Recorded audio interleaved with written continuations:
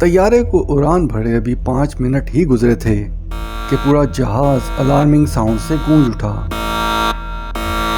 Pilot को कुछ गड़बड़ महसूस हुई तो उसने ऑपरेशन सेंटर में राब्ता किया, जहां उसने जहाज को पेश आने वाले मसले से आगाह किया। कोई जवाब मौसूल न होने पर पायलट ने फिर ग्राउंड इंजीनियर से राब्ता किया, जिसने पायलट से पूछा क्या प्रेशराइजेशन पैनल ऑटो पर है।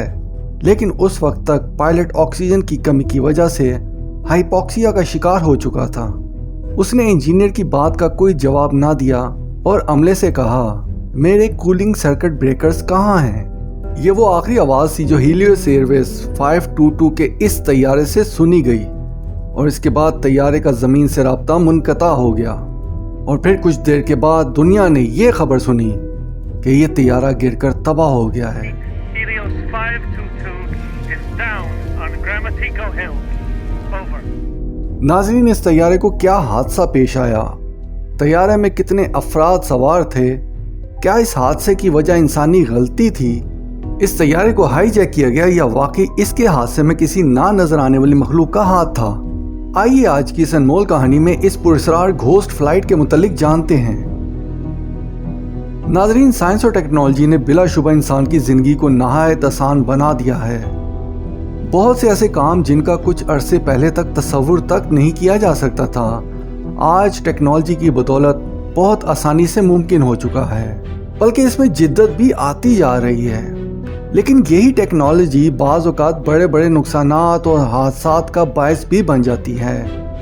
हीलियोस एयरवेज 522 का ये बड़ा हादसा भी इन्हीं में से एक है। आए इसकी तफसील जानते हैं। नाजरीन, फ्लाइट 522 में इकॉनमी क्लास की 142 सीटें थीं। इसके अलावा 4 सीटें पायलट रूम में थीं, जबकि कैबिन के अमले के लिए भी 4 सीटें अलग से मखसूस थीं। हादसे के दिन इस फ्लाइट में अमले समेत कुल 121 अफराद सवार थे, जिनमें 115 मुसाफिर जबकि 6 अफराद अमले पर मुश्तमिल थे। इन 115 अफराद में 103 अफराद का ताल्लुक साइप्रस से था, जबकि 12 अफराद का ताल्लुक मिस्र से।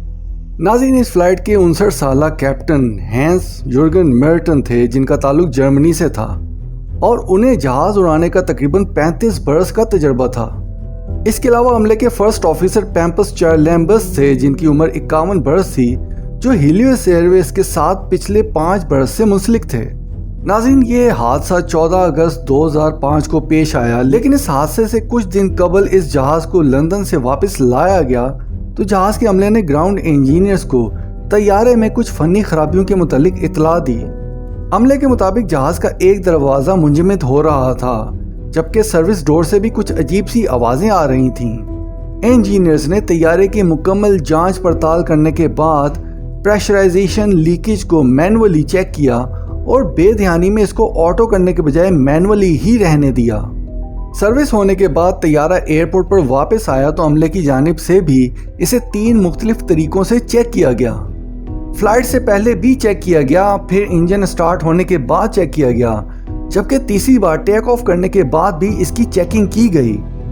लेकिन 3 मरतबा चेकिंग करने के बाद भी अमले की तवज्जो प्रेशराइजेशन लीकेज की सेटिंग की तरफ ना गई, जो ऑटो के बजाय मैनुअल पर सेट थी। तैयारे ने 14 अगस्त 2005 को सुबह 9:07 पर उड़ान भरी। इस परवाज में अमले समेत कुल 121 मुसाफिर थे, जो साइप्रस से प्राग यानी चेक रिपब्लिक के शहर प्राग की तरफ रवाना हुए, जबकि दरमियान में उनका एक स्टॉप यूनान के शहर एथेंस में भी था। अभी इस तैयारे को उड़ान भरे कुछ ही देर गुजरी थी कि कैबिन के अंदर दबाव कम होने लगा। फिर जैसे ही फ्लाइट 12,000 फीट की बुलंदी पर पहुंची, वार्निंग के अलार्म की आवाज गूंजने लगी।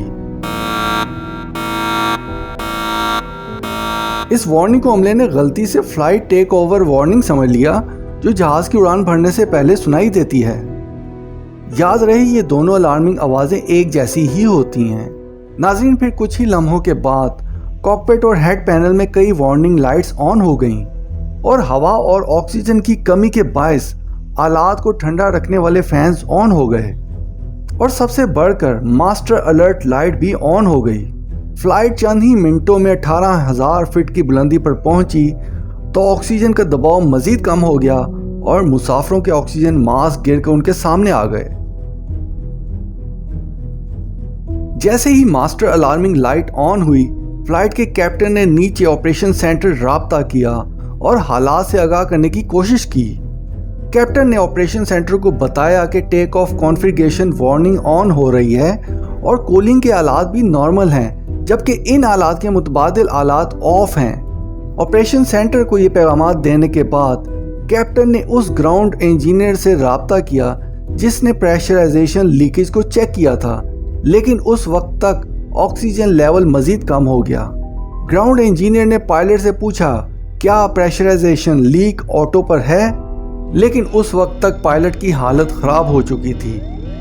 ग्राउंड इंजीनियर ने पायलट की जो आखिरी अल्फाज सुने वो ये थे कि मेरे कूलिंग सर्किट ब्रेकर्स कहाँ हैं, और इसके बाद मुकम्मल खामोशी छा गई। नाज़रीन, 9:30 से 9:40 के दरमियान तैयारा तकरीबन 34,000 फीट की बुलंदी पर पहुंच चुका था। नीचे ज़मीन पर मौजूद ऑफिशियल्स और ऑपरेशन सेंटर ने इस दौरान कई मरतबा अमले से रब्ता करने की कोशिशें की, लेकिन नाकाम रहे। तकरीबन 9:40 पर तैयारा साइप्रस फ्लाइट इंफॉर्मेशन रीजन से एथेंस फ्लाइट इंफॉर्मेशन रीजन में दाखिल हुआ। याद रहे कि तैयारे का एक स्टॉप एथेंस में भी था, लेकिन तैयारी की तरफ से एथेंस सेंटर में कोई राब्ता नहीं किया गया। तकरीबन 10 बजे से लेकर 11 बजे तक तैयारे के अमले से 9 मरतबा राब्ता करने की कोशिशें की गईं, लेकिन नाकामी का सामना करना पड़ा। ऑपरेशन सेंटर्स में उस वक्त हलचल मच चुकी थी और तैयारे का कोई अता पता भी ना था। चुनाचे इस सूरत हाल में हेलेनिक एयरफोर्स 111 कॉम्बैट विंग के 2 F-16 तैयारे फिजा में गुमशुदा तैयारी की तलाश के लिए रवाना कर दिए गए। इन दोनों F-16 तैयारों ने 11:24 पर हीलियोस एयरवेज 522 को ढूंढ लिया। F-16 तैयारों के अमले के मुताबिक उस वक्त जब उन्होंने देखा कि तैयारे के कैप्टन की सीट खाली थी, जबकि दूसरे ऑफिशियल कंट्रोल पैनल पर गिरे हुए थे। F-16 तैयारे के अमले ने यह भी बताया कि मुसाफिर कैबिन में ऑक्सीजन मास्क लटक रहे थे। फिर 11:49 पर F-16 तैयारे के अमले ने देखा कि flight attendant mister Andreas Prodromou cockpit में दाखिल होते हैं और कैप्टन की सीट पर बैठ जाते हैं। उनके मुंह पर उस वक्त पोर्टेबल ऑक्सीजन मास्क था।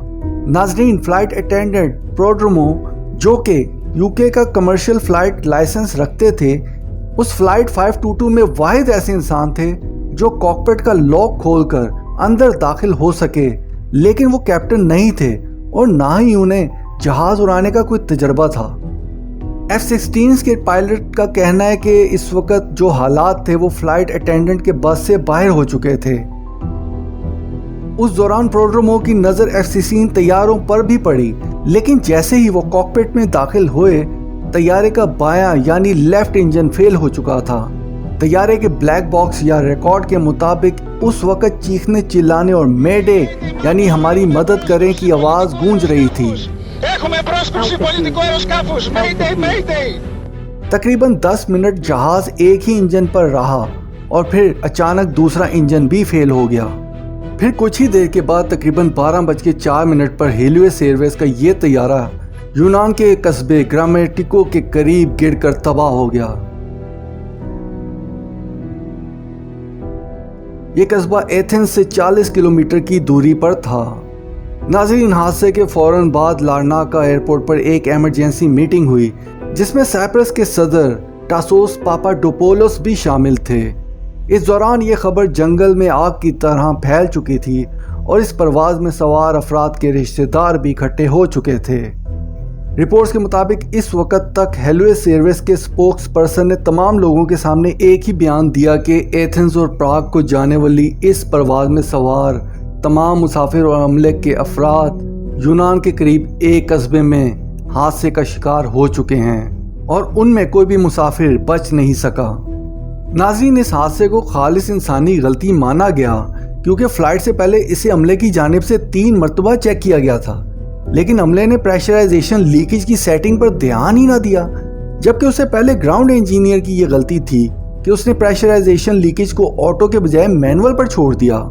इसके अलावा दहशतगर्दी या हाईजैकिंग के भी कोई सबूत ना मिले क्योंकि F-16 तैयारों के अमले ने सब कुछ अपनी आंखों से होता देखा। लेकिन इसके अलावा कुछ मशीनी मसाइल की निशानदही भी हुई, जैसे कि टेक ऑफ अलार्मिंग साउंड और कैबिन साउंड का एक जैसा होना भी इस हादसे की बड़ी वजह बना, जिसकी बिना पर अमला दोनों अलार्मिंग साउंड्स में फ़र्क ही ना जान पाया और उस पर तवज्जो भी ना दी। हादसे के फौरन बाद साइप्रस की हुकूमत ने हादसे की जांच पड़ताल के लिए कमेटी तश्कील दी। उस कमेटी की फाइनल रिपोर्ट 2006 में शाया हुई, जिसके मुताबिक ये हादसा परवाज में ऑक्सीजन की कमी के बायस पेश आया। ऑक्सीजन की ये कमी फ्लाइट की प्रेशराइजेशन लीकेज सिस्टम ऑटो के बजाय मैनुअल होने की वजह से हुई। नाज़रीन, जो हादसा होना था वो तो हो गया, लेकिन इस हादसे के बाद बोइंग तैयारों के हवाले से फ्लाइट क्रू ट्रेनिंग मैनुअल्स में कुछ तब्दीलियां भी की गईं, जैसे कि कैबिन में हवा के प्रेशर और एक मुख्तलिफ वार्निंग का इजाफा किया गया, जिससे अमले के अफराद को याद दिलाया जा सके कि टेक ऑफ कॉन्फ़िगरेशन और कैबिन वार्निंग के दरमियान में फ़र्क को कैसे समझा जा सकता है।